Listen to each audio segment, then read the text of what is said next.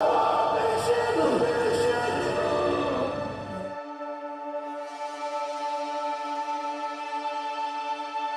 didn't have a lot of options and I felt I had to fight for everything. That was definitely a driving force, and I had to grow up and look after myself pretty quick. I got to look after myself. There's nobody else that I can fall back on. So, you know, that gives you kind of, you're either going to make it or you're going to fall. You're building armor. You're putting on a suit of armor, and everybody will then treat you differently because you have some, you know, you look stronger, you look bigger. When I was in the detention center, it was like a crossroads. It was like, which way do you want to go here? You've had a taste of this, and I don't belong here.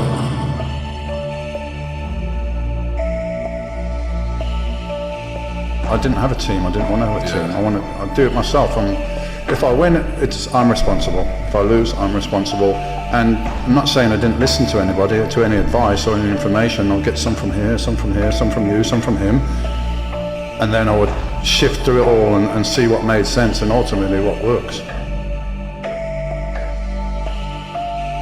I want to spit on the floor and growl and sweat, and I've got to go back to the ghetto. I've got to, you know, go back to my roots and that energy.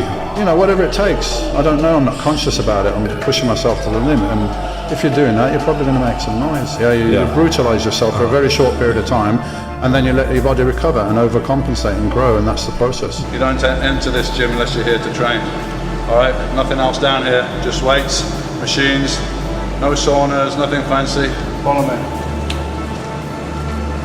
But I love the training, and I love to find the best way to train, and I had a passion for it. So every workout from 1983 to 1997, I logged every single workout. Are you prepared to do that? Can you do that? And ultimately your genetics is a limiter to how far you can go. You know, I could practice basketball and play basketball all day long from 10 years old, but I'll never be a basketball player. With bodybuilding, everybody can improve.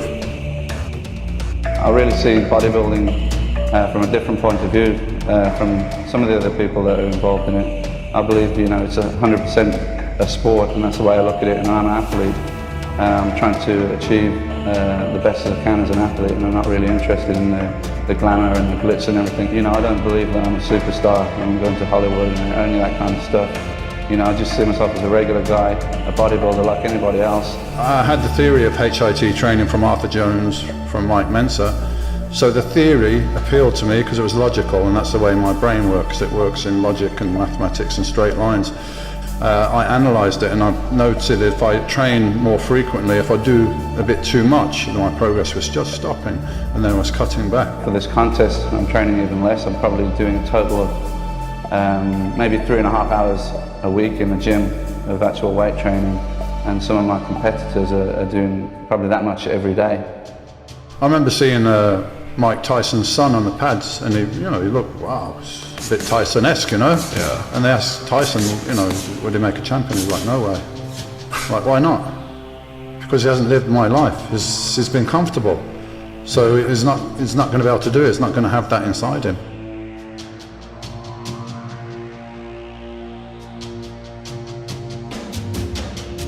You know, you start as a fan, right? And you know, I'm looking forward to watching these VHS that came out, Road to Olympia, and the different training, and I'm like, is this really the way they train? I don't think so. I'm not getting inspired by this. No sport is clean. Sports are about winning with highly competitive individuals, and they will do whatever it takes to win. Competitive sports is concerned with only one thing, and that's winning.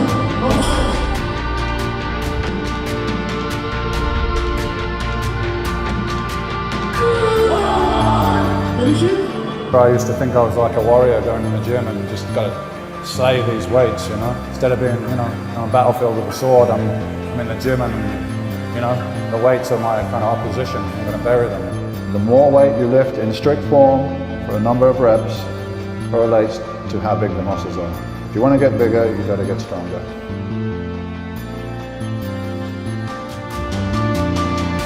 It's about change and evolution, and you have to be willing to change in life, otherwise you get stuck in a mold. To change, sometimes you have to be uncomfortable and you have to do and try things that's outside your comfort zone in order to grow and evolve.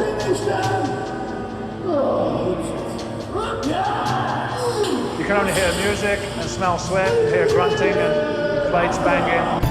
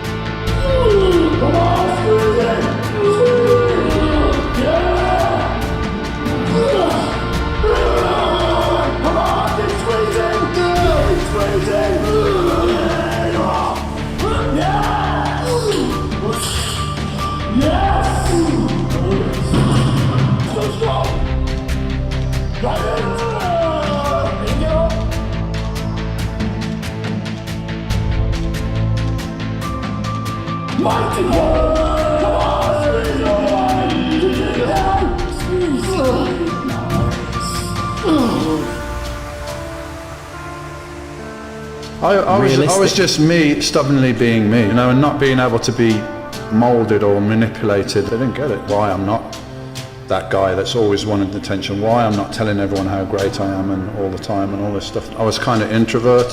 I didn't like the limelight. I mean, it's part of it, you've got to go on stage and do it, but that's once a year, right? So I didn't want to show people what I was doing. And the guys in the gym that trained at Temple Gym, they'll tell you, even the guys that trained with me, my training partners, they never saw me without a top on. They never saw me without a top on. We're going to failure, so we're not going to stop just because we got to number whatever. Your body doesn't know about numbers, it knows if it's like gone past what it's used to. And the last set is going to be like somebody's got a gun to your little baby's head and he's going to pull the trigger unless you fucking give 100%. It's life and death. One set.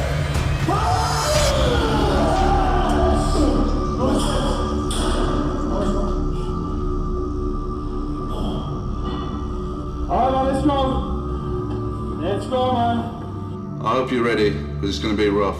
Like I said, it's blood and guts. It carries some risk, and I saw people sacrificing everything. I actually put a deadline on myself. I said, all right, I'm doing all this, I'm British champion, I'm pro now, technically I can compete as pro. I'm going to Night Champions, my first pro show. If I don't get in the top 5, I'm finished. I'm finished with competitive bodybuilding.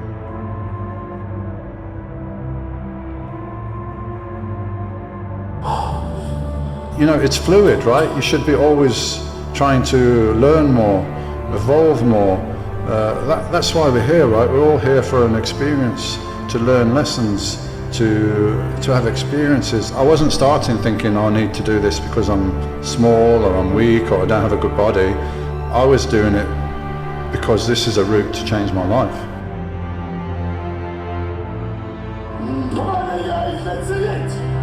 You can't then give that up, it's almost like addictive. Well, what if I go back to be that little skinny guy that you were, or you think you were in your mind?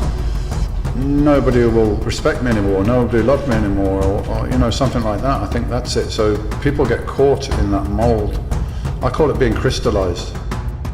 And I think that's what happens with a lot of bodybuilders. I'm a bodybuilder, I'm this guy, I'm Mr Olympia, I'm this muscle guy. And I'm comfortable there, because I know that. But I'm just a bodybuilder and you have to do and try things that's outside your comfort zone in order to grow and evolve. Do your research, have a look into it. Don't just blindly follow and do what you're told. Speak your truth. That's it, whatever it is. You see the attitude? Really? Come on! Yeah! What are you here for?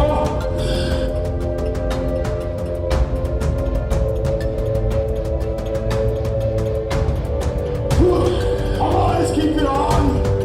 One. Push, and again. Go. Push, one more. 15, mate. Let's go. Let's go. This is the only vehicle you've got to experience your life.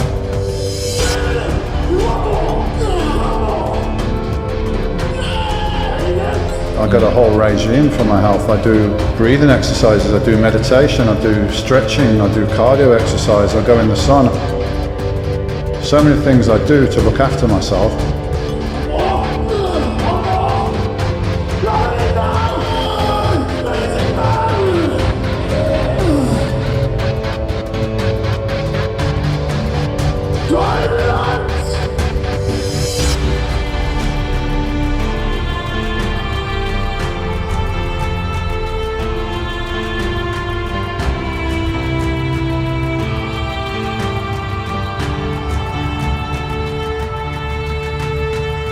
Drive! Drive! Yeah! Drive! Let's go! Let's go!